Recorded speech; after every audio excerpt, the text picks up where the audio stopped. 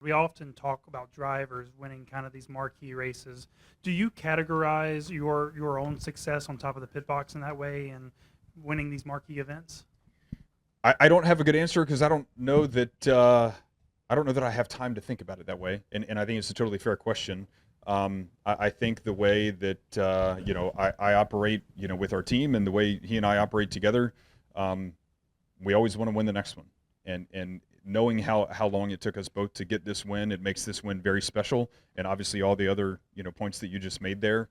So I don't want to understate it at all, but while we're in the position that we're in, where we can go compete at a high level, we've just got to go keep knocking them down. And I certainly hope to be able to look back and rank them and enjoy them one day. And no, again, I would just say how tough it is to get a race like this one or the Coke 600 or whatever. That certainly does make them special. To your point. And then you mentioned the points deficit that you guys had kind of created. How do you guys either lose momentum, gain it back? Is it kind of the inherent randomness of this car? Like, can you take this win, and does it mean anything at all moving forward? It's hilarious if you plot the finishing, just the 5 car finish from all the races this year. It's a perfect heartbeat. So we had zero momentum all throughout the year. At any point we would win, finish 30th. Run second, finish 30th. Wreck from the lead, finish 30th, and it was just like that all year long. Um, so I guess what I'm getting at is from a team building perspective, uh, we had to really focus in on ourselves and learning the lessons in the moment that we needed to learn from some adversity that we created, or just overcoming some of the challenges that were thrown our way, and really set ourselves up to just have that have that resilience within the team, and kind of have that steady mind within the team, so that if we ever had the good fortune to have a you know top 5 day going again and we could close it out, that we're ready to do that. So we've been knocked around a bit this season, but we're battle tested, and we're going to keep marching forward. And we are now joined by the winning driver, the 74th Cookout Southern 500, Kyle Larson. We're going to continue on with questions. We're going to go to Jordan Bianchi, and we'll go to Stephen. Jordan Bianchi, the Athletic. This is for Cliff. This is kind of a follow-up to Matt's question, but there's two ways to look at your regular season, right? You look at it and you say you had all the DNFs and the inconsistencies, et cetera, or you lived the series in top 5 finishes. So I'm curious, what do you pull from that? Do you try to be half glass full, half glass empty, or and what does that mean for the playoffs and how you kind of plan forward? Yeah, I think we had to look at it very realistically. And so here's what I mean by that. Even when we had the DNFs or the 30th place finishes, typically that came from running in the top 5. So it gets very discouraging by the time you're on your second or your third, wave or cycle of the up and the down. And so we've had to very much call it like it is. I certainly, made a few mistakes calling races this year. He's made mistakes behind the wheel. Our pit crew's made mistakes on pit road, on and on and on. We've had to find the right ownership in that of how to hold each other accountable, and still build and learn from that, and kind of group ourselves together tighter through that.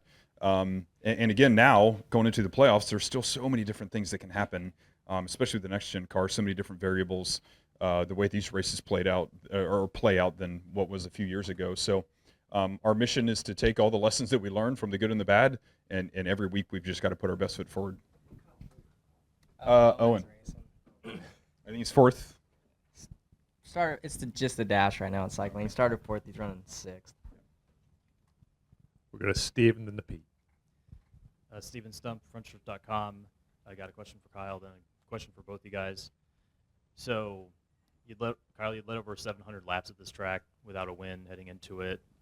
It's 500 miles at Darlington, one of the majors. Does this feel sweeter than other wins, given the prestige and how close you guys were, especially starting from 18th, the lowest at Darlington since 2011? I don't know. It feels really good, honestly, just to get a win and finally win at this track. Like you said, we've led lots of laps here. So, to lead lots of laps here, you have to be good, at a number of different races through the different years. But, yeah, this is just a track that I really enjoy, suits my style, and, just haven't won yet here. So it was good to do it today. I knew we were going to have a good car. We just didn't qualify as good as we had hoped. And honestly drove through the field way better than I thought that I would, and they did a really good job on the pit sequences to cycle us in front of people, and then from then on you kind of just try to manage your race. And Denny was really good too, so he was going to be hard to beat without his mishap, but once whatever happened to them happened, you kind of opened the door for a few more guys to possibly win, and we kept ourselves in the game enough to get it done. I got in the wall some point in the third stage, and then you kind of had to nurse it to the next pit stop, and then things just worked out. Your team executed when we needed to. And then the second question for both of you guys is that this is now win number 299 for Hendrick. 300 is up next. How important would it be for you guys to be the ones to get that milestone? Honestly, I mean, sure, I think all four of us would want to be the one to do it, but really, I think 300 is just a super big number. So I think for me, I'm going to be just as happy to see William, Chase, or Alex win number 300 for Rick as I would be for myself to win. I think which Rick has already stamped himself in this sport as the greatest car owner of all time, to reach another milestone like 300, it's just that takes a whole team throughout decades and decades. So number 300 as a whole means more than me winning it or any us individual person winning. So I hope one of us four can do it next week, and I guess that means Rick will be at the track every week now until we win. So we'll look forward to having him there. Yeah, well said by him. And I, I would just add that when you think about the Hendrick 300 wins, you think about the 90, however many from Jeff, and the 80 something from Jimmy, and all the people that, with Rick built our company and the history that it is. So I agree with him. Yes, we would love to have it just for the little bit of bragging rights in the moment, but then next will be 350 and 400 and all those things for Mr. H. So it's amazing to be a part of a company like this, and the leadership that Mr. Hendrick has to all of us and to the company is really special. So to get that for him would be pretty awesome. All right, thank you. Pete? Hey, Pete Iacobelli with the Associated Press. For both of you, another company question. It could have been a little disappointing around the shop when Chase and Alex don't get into the playoffs, but yet, you guys come out here, you win. William finishes fourth. It's a strong start for, wherever you guys are going to wind up in this chase. That's got to say something about the resiliency and what the direction of this program is. Yeah, no doubt, and all four teams are working really well together right now. And the one thing that I would add, because we were in this position last year, the 9 team is still very well in the playoffs for the owners, championship, which is a huge deal to Mr. H. I know that Chase and Allen are going to fight tooth and nail to make that happen, and I know they had a good day today. So there's a bit of I don't know, excitement around that, having 3 cars in. And Alex was well on his way to a top 10 or maybe even a top 5 finish tonight. Alex had a great race going, and he and Blake have been working really hard this year. So, the way we're all working together and the way Mr. H, just keeps it on the rails and keeps us going, it's a lot of fun.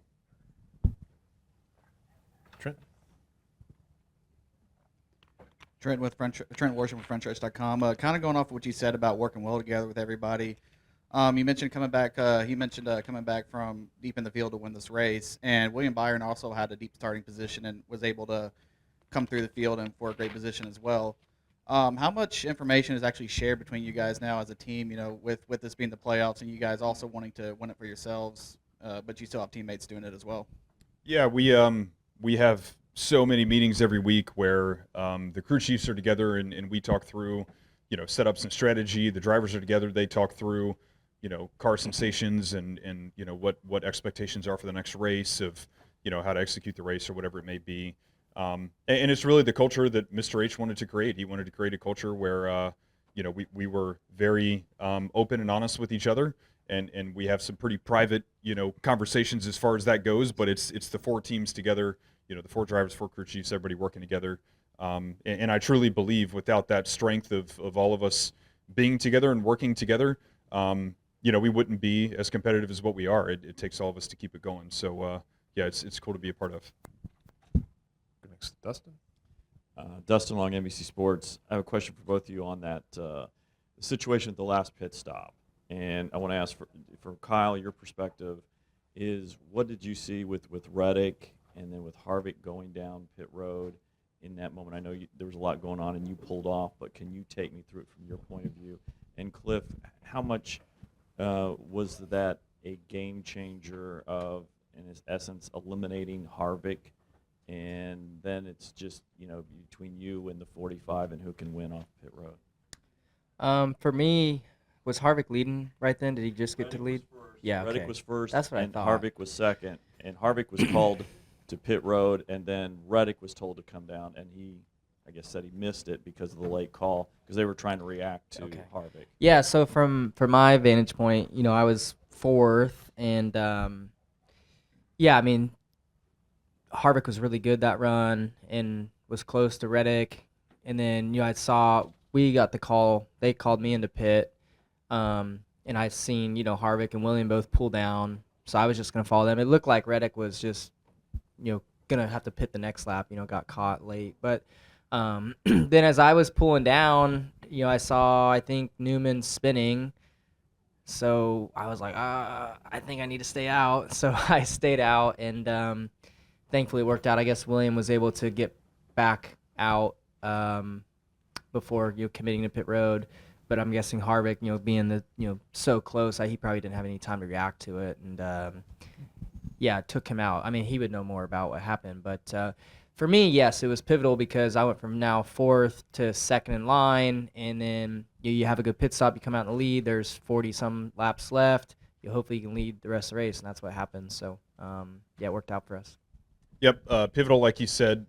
I mean, if we're being honest with ourselves, I think there was 4 or 5 cars that had they gotten the lead, it's going to be hard to pass. Like, I think if we'd gotten in front of Denny, it would have been really hard for him to pass us. Harvick gets the lead. I don't think anybody passes him. I think the top 4 or 5 were very, very equal together. Just in the way the track position was kind of staging itself. So to your point, to have one less of those cars was nice. Obviously, hate the misfortune for those guys. Always enjoy racing with Rodney and Kevin, but that was a big deal because it set us up to be second coming down pit road, have a good pit stop, come out with a lead. And then there's still a couple of good cars behind us, just not quite as many. Go to Bob and then to Matt. Bob Pockers, Fox Sports. Well, for either of you, is there anything that should the rule be tweaked, or is there anything that should, because it seemed like I guess Harvick has the option to just drive down pit road without pitting, but I'm curious if there's anything else that should be done in that situation, or you gotta have a line and there's gotta be a rule, and sometimes you're just gonna get bit. I mean, I think we've seen it play out so many times in just these these really intense moments over time in cup racing. I mean, I feel like I remember a handful of years ago, Kyle Busch had something like that happen. I feel like it's happened to Carl Edwards before. It's really, really tough. And we talked about it before the race, talked about it a lot with my engineers, and it's one of those things that if you're committed, you're committed. We know what the rule is, and unfortunately, if you elect to pit, then it is a penalty. I don't have a great opinion other than we just know what it is. Matt Weaver, Sports Not for Kyle. What stands out more to you in this moment? The fact that you've knocked another kind of crown jewel off the Southern 500, or the fact that that you advance in the playoffs and you've got another chance to win a championship again? Well, I mean, had I not won anyways, I feel like we would have a chance to win the championship. But I mean, really, honestly, I'm happy to win at Crown Jewel, a place that we've been close to winning at, a place that we both have wanted to win at for a very long time, and then just to start the playoffs off good. I would have been happy just to get a good solid race in. So to win, it feels obviously better, and I hope that we can just put multiple weeks together like we did today. Not necessarily win. I know we'll be capable of winning every race in the playoffs, but really I just want to put together solid races from start to finish, get stage points, get some stage wins would be great, and then, get some good finishes at the end of it. So, yeah, we were able to do that today, and it's been a long time since we put a full race together. So, yeah, I just want to build on that. On the crown jewel front, like, is this one that you're kind of aware of that has kind of eluded you, and that you kind of circle and say, hey, I don't have Darlington or the 500 yet, and I want that one? Yeah, definitely. I mean, this race all these crown jewels only come around once a year. So, there's been lots of times where I've left here, bummed out and sad that, I had a good shot to win and it just didn't work out.